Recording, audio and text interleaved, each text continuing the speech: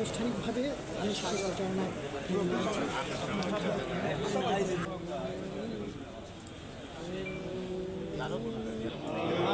আমাদের এই হাজিরিনে আপনি কবুল আর মঞ্জুর হাদিস তেলাওয়াত করছেন কুরবানি বেয়াদবি মাফ ফরমান আমরা সম্পূর্ণ আপনার হাবিব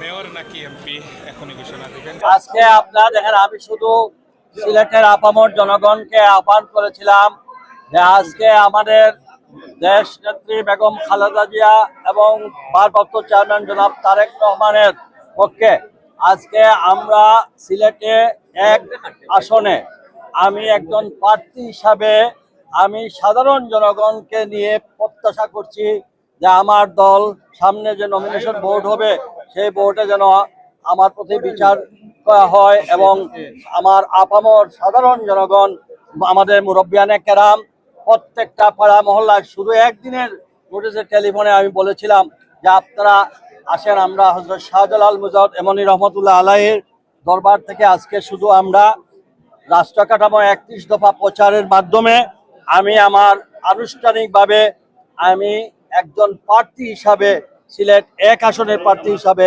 আমি আজকে সাধারণ জনগণের কাছে আমি দাবি তুলছি এবং আমার দলের কাছে আমি নমিনেশন পাওয়ার জন্য আবেদন করছি।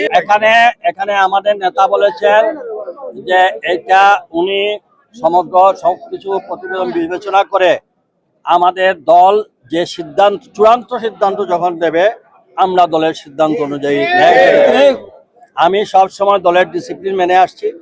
আমি কখনো দলের সিদ্ধান্তের বাইরে যাই নাই। 47টি বছর আমি এই সংগঠনের সঙ্গে আছি।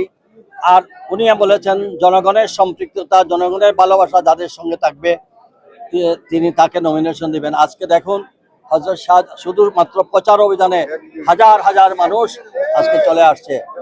আমি মনে করি আমার দল সেটা যে সিদ্ধান্ত দেবে আমরা সেই সিদ্ধান্ত মেনে নেব। আমরা সবাই দানের ছড়ার 19 দফা বাস্তবায়ন এবং সিলেটের যে বৈষম্য চলছে, যখনই বিএনপি ক্ষমতায় আসছে তখনই এই এলাকা উন্নয়ন হচ্ছে। বর্তমানে যে বৈষম্য চলছে এই বৈষম্য থেকে বাঁচতে হলে আমাদেরকে দানের ছড়ার বিকল্প